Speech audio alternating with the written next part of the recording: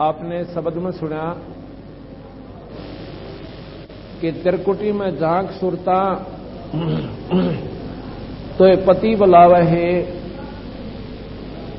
इस मोह ममता के जाल में तो ये काल फंसावे। आत्मा को कह रहे हैं परमात्मा कि तू अपने परमपिता परमात्मा सतपुरुष को ढूंढ ले,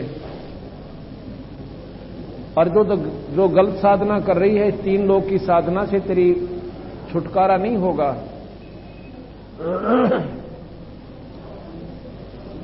इन साधनाओं से तू बहुत योगां तक भटक ली,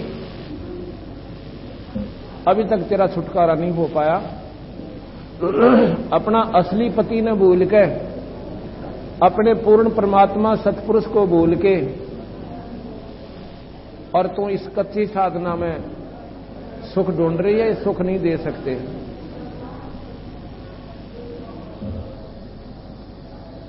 अपने पति को भूल बावड़ी बैठी यारा में संगर के, या तूने अपने बच्चों को अपना समझा, परिवार को अपना समझा, माता पिता को अपना समझा, और इस जायदाद को, इसको तूने अपना समझा, पर यह तेरे धोखा था तेरे साथ में। फिर तूने ब्रह्मा विष्णु महेश को पूर्ण परमात्मा मानकर बहुत साधनाएं की, उसके परिणाम स्वरूप आप स्वर्ग चले गए। स्वर्ग के बाद नरक, नरक के बाद 84 के चक्कर तूने नरे खा लिए। आए थे हम सब सतलोक से, सतलोक जाओगे, जालेगी उस अपने पूर्ण पिता परमात्मा पूर्ण पति से तुम मिल लेगी, तो जब जाकर तेरे पूर्ण सुख मिलेगा, नहीं तो नहीं भटकती रहेगी। अपने पति को भूल बावड़ी बैठी यारा में सिंगर के, और काम क्रोध मोह लोभ मस्करे ये जा रहा तंड्र के। इन पांचों राक्षसों से बच के रहना जितना बचा जावे। मात पिता संतान संपत्ति में तो उलझ गई गिर के, मात पिता संतान संपत्ति में तो उलझ गई गिर के, और जब मिलना चाहे पति अपने तो बांध कफन सिर के। जब उस पर अपने सतलोक में जाना चाहती है तो सिर का कफन बांध ले, जे सर्वस नाश हो जा, पर परमात्मा इबकत यू काम करें सरेगा।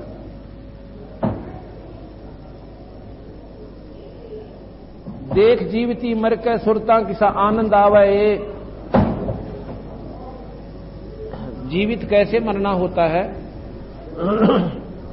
मन चाहता है बीड़ी पीने को, मन चाहता है शराब पीने को, मन चाहता सिनेमा देखने, और मन चाहता है गंदे व्यसन करने को।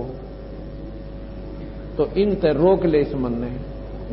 सत्संग में जब तुम लगते हो, कोई बुरा कहे चाहे भला कहे, कोई तुम्हें अच्छा कहे चाहे निकम्मा बतावे, चाहे कोई बूंदा कहे चाहे कोई गुंडा कहे, उसका प्रति उत्तर झगड़े तो नहीं देवे, अपना नीची गर्दन करके वहां से निकल जावे। इसको जीवित मरना कहते हैं। पति मिलन की विधि बताऊं, सुन सुरता चितला के, उस परम पिता परमात्मा सतपुरुष पूर्ण ब्रह्म भगवान से मिलन का तरीका बताता हूं, जय तेरी समझ में आ जावे तो। सतपुरुष से कर ले सगाई, और गुरु बिचौला बना के। सतपुरुष वो पूर्ण परमात्मा, उससे अपना नाता जोड़ ले। और जुड़े कैसे? उसका नुमाइंदा खास व्यक्ति यानी पूर्ण संत आपके उससे संपर्क करवा दे, संबंध मिलवा दे, गुरु बिचौला बना के। सत्संग बान बैठिए लाडो दान की मेहंदी लगा के, दान की मेहंदी रचा के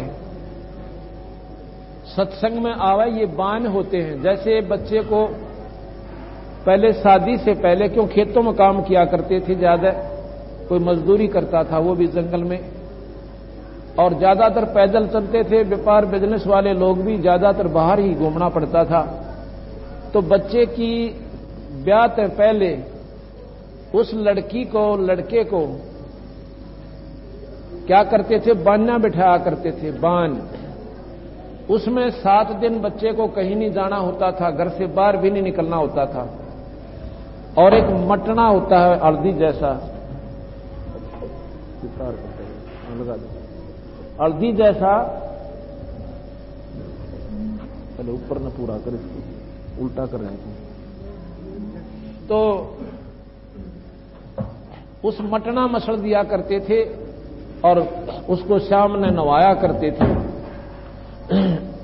और पहले बान जो बैठता था, पहले दिन जो स्नान करता था उसमें कम रूप ने करता था, और दूसरे दिन करता था उससे ज्यादा निखरता था, और तीसरे दिन और ज्यादा सुंदर शरीर हो जाता था, और 5वें, 6ठे, 7वें दिन तो वो कति बहुत ही निर्मल जो उसका असली स्वरूप से वो आ जाता था। क्यों? बाहर घूमने से सावलापन हो जाता है बच्चे को। इसलिए बताया कि सत्संग बान बैठिए लाडो दान की मेहंदी रचा के। सत्संग में आप पहली बार आओगे कम असर बनेगा, दूसरी बार आओगे उससे ज्यादा असर बनेगा, और तीसरी बार आओगे और ज्यादा बनेगा, और 4-5 सत्संग सुनने के बाद आत्मा कति साफ हो जाएगी। परमात्मा और नाम बिना आपने कुछ भी नहीं सूझेगा, इतनी निर्मल आत्मा आपकी हो जाएगी। सत्संग बान बैठिए लाडो दान की मेहंदी रचा के, और 5 गहने पैर सुहागन सतनाम की बिंदी लाके। 5 गहने शील, संतोष, विवेक, अक्षमा, दया, ये 5 के 5 एक भगत के ये लक्षण हैं, तो वो बहुत ही प्यारा लगेगा। और सतनाम की बिंदी लाके उस सतनाम का जाप करती रहे, वो गुरु से प्राप्त कर ले। और प्रेम की लाली लाके, ये लाल ओठकरण से नहीं, प्रेम यानी इतना प्यार आपके अंदर उस मालिक के अंदर हो जा, वो तेरी लाली है, वो तेरा सबसे ज्यादा उत्तम गहना है। प्रेम की लाली लाके सुरता क्यों ना अपना पति रजावे, यानी उस परम पिता परमात्मा में तेरी जब श्रद्धा बनेगी वो तब प्रसन्न होगा, तेरे ऐसे लक्षण हो जाएंगे।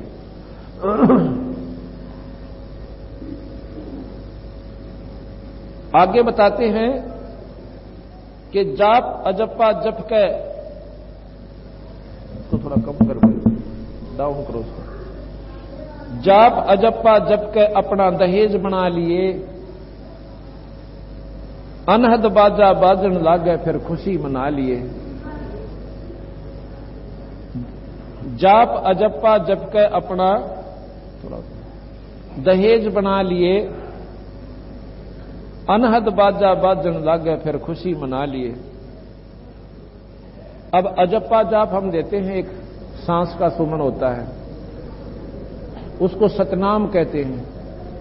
वो सांस का सुमन जो है वो अजप्पा जाप जप के अपना धन जोड़ ले, जो परमात्मा जिस पर राजी हो। जिस प्रकार लड़की अपने ससुराल जाती थी, अब भी तो उसके पास जितना ज्यादा दहेज वह इकट्ठा कर लेगी। पहले लगी रहा करती, कदे सितारे लावे है, कदे पेम घोटे घाटे लावे, और जितने भी ज्यादा कहती है तू दहेज अगर बनाना है उस परमात्मा के घर में जानता ही, और जिससे वो भगवान तेरे तरह जीव हो है। ये सांस का सुमन अजप्पा जाप, इसका नाम जोड़ ले, इसकी कमाई इकट्ठी कर ले, और जिसने देख कर वो मालिक तेरे तो प्रसन्न होगा। गरीबदास जी महाराज कहते हैं, जैसे मधु की माखी ना मधुआ भोग रे, ये छार दमे मोमाई लूट ले लोग रे। जैसे शहद की मक्खी होती है, वह धन जोड़ती रहती है, अपना जो शहद मधु को बनाती रहती है, और इतना जोड़ देती है कि वो आखिर में नीचे टपकन लग जाता है। जब वो बाहर निकलना शुरू हो जाता है तो वो महल तोड़ने वाले आते हैं और उसमें नीचे अग्नि जला के और इतना धुआं कर देते हैं, कुछ तो आंधी हो जाती हैं, कुछ जल जाती हैं, कुछ भाग जाती हैं। उस सारे के सारे उस शहद ने, मधु ने वो तोड़ के और बाल्टी भर ले जाता है। इस प्रकार महाराज कह रहे हैं कि तो जो अनजान साधन, अनजान पने में इस माया ने जोड़ जोड़ कर कि तब बैंक बैलेंस बढ़ा दिए, कि तब कोठी गाड़ दी, कि तब लॉक कर दे दिए। कहते तो शहद की मक्खी वाला काम बनेगा तेरे संग में, और ना जाने कब यो काल तेरी टीट भी पकड़ेगा, और ना जाने कहां तेरा देहांत होगा, और वह यो तक किसी और के काम आवेगा, और तेरी बिरन में टिक गधा और कुत्ता बनेगा। जैसे मधु की माखी ना मधुआ भोग रे, ये छार जमे मोमाई लूट ले लोग रे। ऐसा संग्रह कीन संग दो चाल है, ऐसा धन जोड़ ले जो तेरे साथ चाले। अर्दम अजप्पा जाप जपो ये माल है। ओए होए, जो कहिए अर्दम अजप्पा जाप जपो। अजप्पा जाप क्या है? ये सांस का सुमन, ओठ जीभ आलय नहीं, और अपने आप जो सुमन होता है उसको अजप्पा जाप कहते हैं। सांस के द्वारा एक नाम जप होता है, उसको अजप्पा जाप कहते हैं। ऐसा संग्रह कीन संग जो चाल है, अर्दम अजप्पा जाप जपो ये माल है।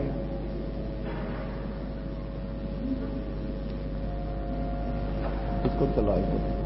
अर्दम अजप्पा जाप जपो यो माल, यो धन है तेरा।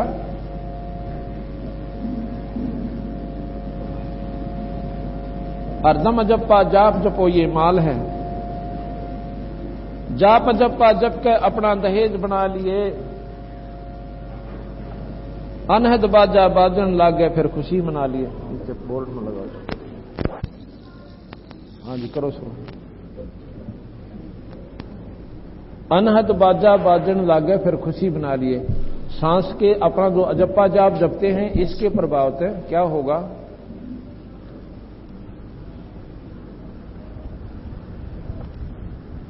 हमारे अंदर एक ऐसी प्रक्रिया शुरू होगी कि अंदर एक धुनात्मक शब्द प्रकट होगा, उसको अनाहत शब्द कहते हैं। ऐसी आवाज आवेगी कि उसमें इतना आनंद आवेगा, ये वृत्ति बाहर नहीं डटेगी, फिर तेरी बड़ी जोर की आनंद आवेगा उसमें। उसको कहते हैं कि जब तू राजी होना, जब प्रसन्न हो जाना, कि जब तेरी ये प्रक्रिया तेरे अंदर इस नाम के प्रभाव तो हो जा। जाप अजप्पा जप के अपना दहेज बना लिए, अनहद बाजा बाजन लागे फिर खुशी मना लिए। जब तेरे अंदर ये सूखे ढोल पीटने से खुशी नहीं होगी जो बाहर बजावे हैं, अंदर बाजा बाजेगा उस परमात्मा के नाम का। जब तू राजी हो जाना कि तेरा यहां से जाना बनेगा, यानी लड़की जब प्रसन्न होती है, जब खुड़का सुन ले ढोल बाजे का, अकबरात आएगी, तो कहते हैं जब तक वो बाजा नहीं बाज ले, यानी अंदर तुझे अनाहत शब्द प्रकट ना हो ले, इतना ये मत सोचिए कि यहां से तेरा जाना यानी बरात आली, यानी तेरा लोयल बात लगी है। अनहद बाजा बाजन लागे जब खुशी मना लिए, और फिर आवे बिरहा कबीर लेने खुश होकर चालिए। बिरहा किसे कहते हैं? बिरहा एक विशेष लगाव हो जाता है किसी व्यक्ति विशेष में, और फिर उसके बिरह में महाराज कहते हैं जैसे पतिव्रता पति से राति आन पुरुष निभावे, और बस पीहर में सुरत प्रीतम जन्यों को ध्यान लगावे। यानी जैसे लड़की की शादी कर दे, वो अपने घर मायके आ जाती है, उसकी सुरती अपने पति में न्यों की न्यों रहती है, वो बोल भी नहीं सकती, किसी ने बता भी नहीं सकती। और फिर कभी कभी ऐसी आंखों में रोना आता है, जब आंखों से पानी पड़ता है, अब तो ऐसा बिरह हमने उस ईश्वर के नाम पर लगाना, अपने परम पिता परमात्मा सतपुरुष के उसमें। अब बिरह में आंसू आती हैं, ये आत्मा बहुत रोती है। अब बिरह कई प्रकार के होते हैं। जैसे मान ले आपने भगवान विष्णु की साधना की है, तो आपका बिरह विष्णु में लगा हुआ, आप रो रहे हो तो। और यदि आप भगवान शिव की साधना कर रहे हो, तो उसके आपका बिरह जो इस सतगुरु उस भगवान शिव में लगा हुआ है, और वो बिरह उन्हीं का है, वो आपको उन्हीं के लोक में ले जाएगा वो बिरह। और ऐसी स्थिति जब तक जीव की नहीं होती, वो रोता नहीं मालिक के नाम पे। इतना कितना है तो तप कर लो, और कितना है पुण्य कर लो, और कितनी अन्य साधना कर लो, जीव छुटकारा नहीं होता। ये लक्षण है जब तक रोना नहीं आता इस जीवात्मा ने उस ईश्वर के नाम पे। एक बिरह है, हम अपने जायदाद न रोए, भाई कितना 20,000 का नुकसान हो गया, उसने रोए, वो भी बिरह उसमें था हमारा। तो अब जब हम सतगुरु महाराज कबीर साहब की हम भक्ति करते हैं, तो न्यों कहें बंदी छोड़ कि अब तेरे अंदर जो बिरह आवेगा, वो बंदी छोड़ भगवान कबीर साहब का होगा। और वो स्वयं उस विरह के साथ साथ आपको या तो गुरु रूप में दर्शन देंगे या अपने स्वरूप में दर्शन देंगे, और फिर आपकी और विरह ज्यादा बढ़ेगी उनको देखकर, इतनी हो जाएगी कि दुनिया पागल कहने लग जाएगी। और महाराज भी कहते हैं, नाम वियोगी ना जीवे, राम वियोगी ना जीवे, जीवे तो बौड़ा हो, बावड़ा नो निकलते पाड़न लाग जाए, किलकी मारन लाग जाए। उसकी धुन एक उस ईश्वर में लगी रहेगी, काम भी करेगा, अपना सारा कार्य भी करता रहेगा, लेकिन एक ऐसी उन्मन सी उसकी आदत बन जाएगी कि उसके नाम बिना, उस सुमरन बिना उसका जी नहीं लागे। इसको बावड़ा कहते हैं। दुनिया ने कहेगी तू बात भी नहीं करता, तू हंसता बोलता भी को ना, तो उसने फिर ना तो हंसना सुहावे और ना बोलना सुहावे। जैसे नानक साहब से एक भक्त आकर कहने लगा कि नानक जी कहां भैया कि आप तो फक्कड़ एक फकीर हुए, एक संत हो गए, और आप भी ऐसे रहते हो जैसे गृहस्थियों पे भी बुरी तरह आपकी मायूसी नहीं जाती मुंह पर ते। बंदी छोड़ कहने लगे, ओ नानक जी कहने लगे, भाई के बताऊं यहां पर मैं मायूस क्यों हूं, क्योंकि ये गंदा लोक है, ये काल का लोक है, और इस काल के लोक में ना बेरा किस समय किस जीव की गेला के बिजली पड़ जा, के कहानी बन जा। तो कहते हैं कि ना जाने काल के कर डारे, किस्मत ढल जा पासावे, और जिन्हां ते सरते मौत खुड़क दी उन्हां केड़ा हासावे। ओए होए, नानक जी कहते हैं कि ना मेरा सांस का किस समय यहां से जाना हो जा, और यहां खुशी मनाऊं किस चीज की। तो फिर आगे कहते हैं, महाराज जी फिर तो आप तो मर जाओगे ऐसे चलते रहे तो, क्या आप कभी खुश नहीं होते? अगोया करूं, खुश भी होते हैं भाई हम। कब होते हो? कि जब हमारे ऐसे संत समागम होते हैं, हमारे जो भक्तजन आते हैं ना, ये साधुजन, और हमारे घरों में जब ऐसे सब समागम होते हैं, उस दिन मैं फूला नहीं समाता, उस दिन मुझे खुशी होती है। साध मिले साड़ी शादी होंदी, बिछड़ जान दिलगीरी वे, अख दे नानक सुनो जिहाना मुश्किल हाल फकीरी वे। वो कहते हैं कि भाई जब हमारे प्यारी आत्मा आती है ना सत्संग के अंदर, उस दिन मैं घना खुश होता हूं, इतना खुश होता हूं कि मैं फूला नहीं समाता। और जब वो चले जाते हैं तो उसमें मेरा जो है वो फिर मायूसी छा जाती है, मेरा दिल नहीं लगता कई दिन ताई, आत्मा रो रो कर उन दिनों को याद करती रहती है। साध मिले साढ़े शादी होंदी, विछड़ जाए दिलगीरी वे, अख दे नानक सुनो जहाना ये मुश्किल हाल फकीरी वे। आवे बिरहा कबीर लेन ने तब खुश होकर चालिए, और प्रेम की बारिश ओवन लागा जब मलमल ना लिए। जब परमात्मा में विषय ब्रह जागेगी विशेष, तो आप पर जड़ लाग जा, सारा कमीज बीत जाता। कई बार डटता नहीं डटता, ना रोना होता, और आंखों में तो पानी नहीं डटता इस जीव का। वो पाप कट रहे हैं, हृदय निर्मल हो चुका है, जब वो ब्रह की बारिश होने लगी। कहते हैं प्रेम की बारिश ओवन लागे मलमल नहा लिए, और सार शब्द का सुरमा गा लिए जब पति ने भावे। सतनाम के बाद एक सारनाम और प्राप्त होता है, वो सारनाम ही सबसे उत्तम काम करता है, सबसे प्रथम काम उसी का हो जाता है। फिर जब भगवान के पास जाते हैं तो कहते हैं उस सारनाम का तू सुरमा डालना, और ताकि परमात्मा ने प्यारी लग जाए। यानी सारनाम जिस आत्मा के पास है वो उस पिया यानी परमात्मा की सर्व प्यारी है। आदीनी की मांग भरा ले चलिए नाड़ झुका के।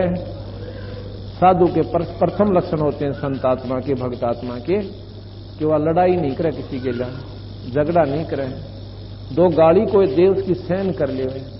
कबीर साहब कहते हैं आवत गाली एक है, भाई उल्टा हो अनेक, और कह कबीर ना उल्टियो व रह एक की एक। उसने उल्टा ना करियो, अगर आपने उल्टी कर दी तो अगले वाला तो तैयार होगा तरीके लड़ने, आपने एक उल्टी कर दी वो भी सुनावेगा और लाठी भी खा ले। इसलिए उसकी दो गाली सुनकर अपना कान बोझ कर बैठ जा, और फिर वो आप पे मायूस होकर और मन माने आपके पास है आप हाथ जोड़ लिया के, भाई मेरे को गलती होगी, क्यों वो माड़ा कर्म उसने सेध रहा है और वो सेध देगा आपने भी, क्योंकि आप उसमें सहयोग दे दोगे। कबीर साहब कहते हैं गाली ही से उपजे, ये कल है कष्ट और मीठ। एक गाली दी, उसने दो दी, उसने चार दी, मुक्का मुक्का लाठी चली और एक जना मर जावे, दोनों मर गए, एक फांसी होगी, एक वो वैसे मर गया। कहते हैं गाली ही से उपजे कल है, ये दुख ना मरे तो मुकदमे चाले, कष्ट हुआ। और मीच कहते हैं मौत ने, गाली ही से उपजे कल है कष्ट और मीच, भाई हार चले सो संत है और लाग मरे सो नीच। अगर गेले लड़ पड़े तो क्या के भगत अमर काहे के संत, और तुमने हारना सीखना चाहिए। कबीर हरिजन तो हारा भला, हरिजन जो परमात्मा की प्यारी आत्माओं से हरिजन कहते हैं, हरिजन तो हारा भला और जीतन दे संसार, भाई हारा तो हरि से मिले और जीता काल के लार, उस काल के पास जाएगा जो अपने आप में नौका देखा ना, मेरा का बोलिया नहीं ना मुंह फोड़ दूं, तो वो उसने कितो और मिल जाएगा को मुंह फोड़ लिया, तो वो तो जाएगा नरक में। और जो हार गया वो परमात्मा का प्यारा हंस होगा। और हारे गेला भगवान होया करे, या पक्की नोट कर लियो, जो अपनी हारी लिख देगा उसके साथ ईश्वर साथ दिया करे, वैसे नहीं मिलती बात। आदि नी की मांग बढ़ा ले, असली मांग है कि नाड़ झुका के चलिए, किसी से लड़िए मत ना, अंश आत्मा को कह रहे हैं। आदि नी की मांग बढ़ा ले, चलिए नाड़ झुका के, और संत समागम बरातरी तन ले जावेगा ब्याह के। ये संत समागम है, ये इस आत्मा की बरात आई हुई है, और इसके अंदर हमें ये जानकारी होती है। और ये हंस आत्मा जैसे एक तो मिलेगी, एक भक्तजन दूसरे से मिलता, वो अपने सुख बतावे कि जब से मैंने नाम लिया हमारा तो वह शांति होगी, भाई सारी बुराई छुट गई, परमात्मा के नाम बिना मतलब दिखाई नहीं देता। तीसरे से मिलेगा वो भी यही कहेगा, चौथे से मिलेगा वो भी यही कहेगा, तो उस आत्मा का मन उसमें एकदम बदल जाएगा। और काम तो यू करने का था भाई। कहते संत समागम बरातरी तन ले जावेगा ब्याह के। अब जब यहां से ऊपर जावांगे ना, सुरत नृत है डोली तेरी, बैठ सुन शिखर में जाके।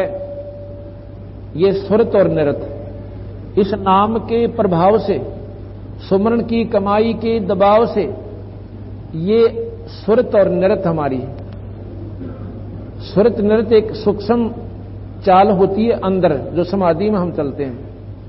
सुरत आगे चलती है और नृत उसके साथ साथ रहती है, और आत्मा उससे भी सूक्ष्म है, जो दिखाई भी ना देती, उन्हीं में मिक्स होती है। सुरत का मतलब है कि हमारी सुरती की, जैसे सामने कोई ये क्या चीज रखी है, नो देखे तो वो नृत्य निरीक्षण करती है कि मेज दिखा है, सामने दिखाई देती है कोई वस्तु, सुरती पहले जाती है एकदम वो भलाखा सा लगे, और नृत्य उसका निरीक्षण करती है कि ये फलानी चीज है। तो ऐसे इनका आपस में मेल ताल मेल है और ऊपर चल पड़ती है। कहते हैं ये तेरी डोली है, आत्मा तने ऊपर लेकर जाएंगी, और बैठ सुन शिखर में जाकर, जहां पर तेरे असली पति परमात्मा सतपुरुष का स्थान है, ये डोली तने वहां ले जाएंगी, और वहां अपने सुन शिखर में, शिखर के चोटी में, आखिरी सुन की चोटी में वहां पहुंच जाए। सुरत नृत है डोली तेरी, बैठ सुन शिखर में जाके, और मकर तार का खेल कांगना अल्लल ध्यान जचा के। अब कांगना खेलते ना, कहते हैं यो यहां का जो खेल है, इसके कंपैरिजन कर रहे हैं, तुलना की है। ऊपर जब हम सुमरण में लगते हैं, अभी तो हमारी वृत्ति संसारिक कार्यों में फंसी हुई है। एक स्थिति ऐसी आवेगी कि अपने आप ये सुरती अंदर न सरकन लगेगी, और जहां पर ये सुरती इस नाम के सहारा भी जहां खत्म हो जाता है, वहां पर बंदी छोड़ ऊपर से एक बहुत बारीक तार डालते हैं। एक सुरती का एक ऐसा, जैसे रेलवे लाइन हुआ करे, ऐसा मतलब जैसे रेलवे लाइन पर फिर आप चलने जाओ, सुना कितना जाओ, कहीं ले जाओ, इधर उधर नहीं जा सकती। एक बिल्कुल मकड़ी के तार कैसी डोरी ऊपर से मालिक देगा इस अपनी आत्मा को, सतपुरुष कहते हैं, उसके सहारे, और फिर ये ऐसी चिपक जाएगी जैसे रेल पटड़ी बखा उठा दिया करे। मकर तार का खेल कांगना, फिर अल्लल ध्यान जचा के, यानी फिर इधर उधर ध्यान नहीं जागा तेरा, अलल कहते हैं एक पक्षी, अलल। वैसे अनल का, अनल कहते हैं वायु को, अनिल, अनल, अनल वायु होती है, उसका बिगड़ा हुआ शब्द अलल बना हुआ है। एक पक्षी है, उसका नाम अनल पक्षी होता है। अनल का मतलब जो वायु में रहता है, जैसे इस वायु के ऊपरली सतह पर रहता है, वो सबसे ऊपर है, और उसका आकार इतना लंबा चौड़ा है कि बहुत, यानी कम से कम 100-150 फुट की तो उसकी पंख है, जैसे वायुयान होता है ऐसे 50-50 फुट की, वैसे ऐसी लंबी लंबी उसकी पर हैं, जैसे चील की होती हैं, गीद की होती हैं ऐसे, पर वो 50-50 फुट लंबी। और फिर उसका आकार कितना होगा स्वयं का, तो वहां से वो अंडे दे देते हैं। अंडे कहां देते हैं वो पक्षी? जहां केले के वृक्ष होते हैं, क्योंकि केले के वृक्ष बहुत लंबे लंबे होते हैं वहां बनों में। मनमाना 100 किलोमीटर में आकर और 200 किलोमीटर में आकर बन हैं, केले के हैं तो केले के पाओगे वह, ऐसा व्यवस्था होती है। तो वो केले के पेड़ एक दूसरे के साथ बहुत लंबे लंबे हो जाते हैं।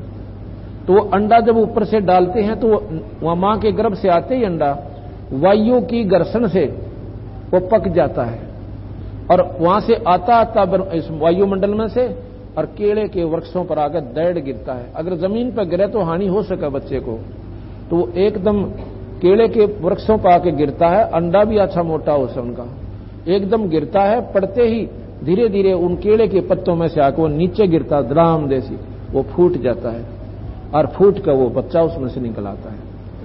और क्या होता है कि केले के पेड़ों में, बनों में हाथी ज्यादा होते हैं, क्योंकि उनका चारा विशेष केला होता है। एक केले ना हाथी एक कब मोड़ कर नो खा जाता, 4-4, 5-5 केले एक बार ही खा जाता है जब उसका पेट भरे, ना तो और कोई उसका खान का प्रोग्राम है कोई ना कितने भी। तो इस प्रकार वहां दोनों व्यवस्था करते हैं अनल पक्षी। फिर वो पक्षी जो उसका बच्चा आ गया ना चीकला, वो चीकला अलल पक्षी का वहीं पर पक्षियों में घूमता है, फिरता है और खाना खाता है और अपनी तैयारी करता है, उड़ना सीखता है, काफी दूर तक उड़ जाता है, फिर आ जाता है, आकाश में उड़ जाता है, फिर आ जाता है, और उनके साथी पक्षियों में रहता, पर उसका वृत्ति अपने माता पिता तक नहीं हटती। वो ये सोचता है कि मेरा यू घर को ना यहां मेरा परिवार है, ये तो मेरे टेम्परेरी साथी हैं, अस्थायी। जो यहां पर पक्षी हैं जितने भी, इनके साथ प्रेम तो हो जाते, 10 दिन इकट्ठे रह लो किसी के संग में, वो उनके साथ बैठे है, व्यवहार ठीक करता है, लेकिन उसके मन में ये नहीं रहता कि ये मेरे साथी हैं। उसकी अपनी सुरती एक तक वहां अपने माता पिता से नहीं छूटती कि मेरा परिवार तो ऊपर है, यहां मेरा परिवार है नहीं। इसलिए साहिब वो अलल पक्षी का बच्चा जो है वहां बच्चा में रहता है, इधर उधर घूमता भी रहता है, पर उसकी अपनी सुरती अपने माता पिता तक नहीं हटती। उसका एक टक ध्यान उसी में लगा रहता है, हरदम एक पल भी दूर नहीं होता। जैसे यहां बैठा है, मेरी वो सुरती रहेगी, मेरा घर तो वहां पर है। जैसे विदेश में कोई व्यक्ति चला जा और वहां उसके दोस्त भी होते हैं, उनके साथ बैठता उठता भी है, खाना पीना भी करे से, लेकिन उसके अपना बच्चा मत करती, 1 मिनट नहीं हटती है। इसको अलल ध्यान कहते हैं कि अलल पक्षी का बच्चा जो अपने माता पिता में ध्यान लगाता है। इस प्रकार आपने फिर उस आत्मा को कह रहे हैं कि मकर तार का सारा पकड़ के फिर इधर उधर मत ना देखिए, ना स्वर्ग का नहीं जाकिए और ना ही कित ब्रह्मलोक में डटिए, सीधी अपने सतलोक में जाकर डटना, वहां भी तेरे साथ धोखा हो सकता है।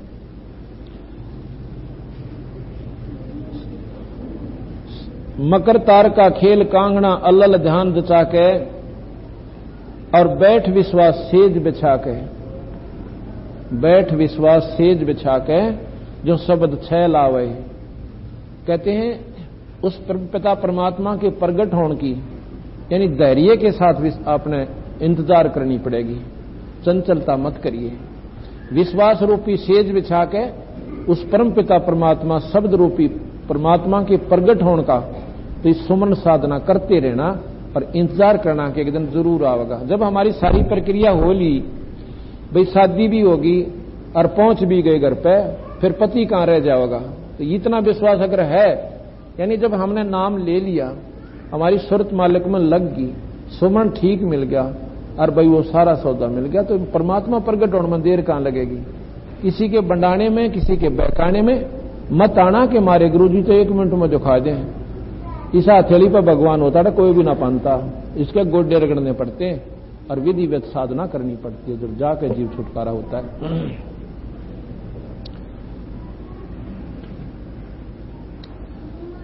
अब जो हमने आपको नाम सुमन दे रखे, इनसे क्या होगा आपको कि आपकी दिव्य दृष्टि बनेगी। दिव्य दृष्टि से ही ऊपर जाया जाता है, दिखाई देती है। दिव्य दृष्टि की कुछ रेंज होती है। जैसे महाभारत के समय संजय को व्यास जी ने दिव्य दृष्टि दी थी, उसकी दिव्य दृष्टि खुल गई थी, लेकिन वो कुरुक्षेत्र आगे की बात नहीं जान देख सका था। उसकी उस तुरबीन की इतनी ही रेंज दी थी उसकी कि वो कुरुक्षेत्र से लेकर दिल्ली ताई में वो ही सिर्फ उसी के वो बता सका था, उससे और उसने फालतू बेरा नहीं था। इसी प्रकार अन्य जो साधक साधना करते हैं भगवान विष्णु की, तो विष्णु तो ही की वह रेंज है उनकी दिव्य दृष्टि की, आगे वो कुछ नहीं देख सकते। जिस प्रकार भगवान शिव की कोई साधना करता, उस मंत्र से उन संतों की दिव्य दृष्टि खुल जाती, यहां बैठे हुए शिव के लोक को देख सकते हैं, तो उनकी उतनी ही रेंज है। और जब पंदी छोड़ भगवान के नाम से जो हमने दे रखा है सतनाम, इससे आपकी दिव्य दृष्टि खुलेगी, वो सतलोक भी देखेगी। और फिर जो जिसकी दूर की ज्यादा रेंज है, वो नीचे के तक कितने देख लो, वो तो और आसान दिखाई देते। का सेरा उस परम पिता परमात्मा के तू दर्शन करना फिर। और सुन शिखर पर एक सफेद महल है, सुन शिखर सभी सुनों को पार करके, और उसकी चोटी पे वो सत्यलोक है। सुन शिखर में एक सफेद महल है, जो तेरे पिया का डेरा, इन त्रिलोकी यारा न भूल बावड़ी, इच्छा बीज बसम हो तेरा। इन छोटी साधना न कति त्याग दे, और तेरी इच्छा जो है ये खत्म हो जाएगी। जब तक इच्छा आप में रहती है यहीं की, कदे स्वर्ग में रहेगी, और कदे महात्मा सिद्ध बनन की होगी, और कभी आप में बच्चा की होगी, कभी जायदाद बनन इकट्ठी करण की होगी। बंदी छोड़ कहते हैं, मैं इच्छा के लिए तने छोड़ दूं कौन गुंजाइश, धन चाहिएगा धन दूंगा, और तने भाई और कुछ चाहिएगी वो दूंगा, तेरा शरीर ठीक करूंगा। उसमें तो इच्छा रहित हो जाएगा, संसारिक मनोकामना आपकी कम हो जाए, कति खत्म हो जाएंगी। लेकिन इस मन के घोड़े न ज्यादा मत दौड़ने देना, कि फिर न सोचे को फैक्ट्री और ला लूं, वो भी मेरी कृपा होगी तो लान दूंगा अपने हंस न, फिर मैं अपने ढंग से चलाऊंगा जिसको पार करना है। और जब माया मुड़ना है और माया चाहिए तो माया ले लिए, खूब दे दूंगा। जैसे बंदी छोड़ भगवान ने अब्राहिम सुल्तान यदम कैया रह गई थी मन में कि मेरे द्वारा धन होता तो मैं संतान की सेवा करता, मान्य कोई नहीं, इतना धन दे दिया बंदी छोड़ने कि उस पर नावड़ा कोई ना। लेकिन फिर उसमें इतना लीन हो गया, भगवान भूल गया। तो महाराज कहते परमात्मा पाना चाहते हो तो इस माया की तरफ देखना भी मत ना, तन्ने जो चाहिएगी वस्तु आपको, आपका आज्ञा पाओगी, तेरा काम नहीं अड़न दूंगा। जैसे आपने कल सुना था कि नरसी भगत की गाड़ी आकर समारी भगवान कृष्ण ने, क्योंकि ये 3 लोग के परमात्मा भी पूरा सुख दे सकते हैं इस संसारिक, लेकिन देंगे कर्म का, ये कर्म से ज्यादा नहीं दे सकते। और परमात्मा ने उसकी गाड़ी समारी, गढ़वाड़ा बनया, और भाई फिर उसका भात भरया और उंडी जाली। अब माया होती जब भी वो काम कर सका था वो, लेकिन रास्ते में गाड़ी ठीक माया तो नहीं हो सके थी। ईमान ले 50 किलोमीटर जा लिया, आगे पाछे 10 किलोमीटर कोई सौदा कोई ना, 2 टायर में पंचर हो गया, अब जा गाड़ी माया ने क्यों कर ले जा। वहां परमात्मा साथ दे तो काम चले। तो हमने ईश्वर का आसरा ले लेंगे तो ये सारे काम हमारे ऐसे सरल लग जाएंगे। तो महाराज जी कहते हैं कि इस प्रकार तेरी साधना जब बन जाएगी तो फिर इच्छा तेरे में रहे नहीं, इच्छा रहोगी तो फिर वापस आओगे और स्मृत मंडल के जेरे में फिर पड़ जाओगे। इच्छा दासी जम की या काल की खास दूत है इच्छा, इच्छा दासी जम की या खड़ी रहे दरबार, और पाप पुण्य 2 वीर हैं और या सतखसमी नार। गरीबदास जी महाराज कहते हैं कि पाप और पुण्य भी तेरे को यहीं उलझाए रखेंगे। क्योंकि पाप पुण्य कर लिए स्वर्ग में भोगेगा और पाप बने नरक में भोगेगा, और भाई फिर 184 का पूरा गेड़ा। और ये इच्छा ही करवाती है पाप भी और पुण्य भी। अब मन में संशय होगी तो फिर हमने पुण्य तो करने नहीं चाहिए क्योंकि भोगने पड़ेंगे। नहीं, पुण्य बिना जीव का निर्मलता नहीं रहेगी, आत्मा कठोर हो जाएगी जो धर्म नहीं करते। दया धर्म का मूल है और पाप मूल अभिमान, और तुलसी दया ना छोड़ियो जब लगट में प्राण। और दया जब बनी रहेगी जब आपकी धर्म में वृत्ति रहेगी। दया जो है धर्म की जड़ से, और धर्म नहीं करोगे, पुण्य नहीं करोगे तो आपकी आत्मा कठोर हो जाएगी, पत्थर हो जाएगी, आप में श्रद्धा नहीं रहेगी, सेवा की भाव नहीं रहेगी। लेकिन वो कहते हैं फिर मेरा काम से, जब मैं यहां से तेरा फैसला करूंगा, आपको यहां से निकालूंगा, तेरे पुण्य भी और तेरे पाप भी दोनों पर कलम मार दूंगा और सतलोक ले जाऊंगा। वहां ना पुण्य की हो सकता है ना पाप की हो सकता है। वहां जाने के बाद ये जीव उस परम पिता का पूरा आनंद प्राप्त करता है। इन त्रिलोकी यारा न भूल बावड़ी, इच्छा बीज भस्म हो तेरा। राम दुहाई सत कहतूं सतगुरु करावे फेरा।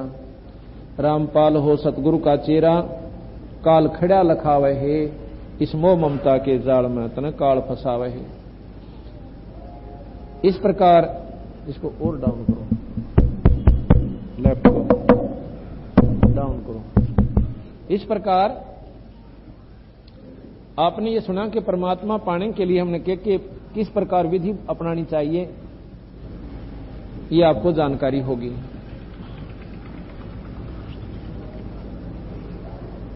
आगे आपने एक शब्द सुना था कि मथुरापुरी में धर्मदास को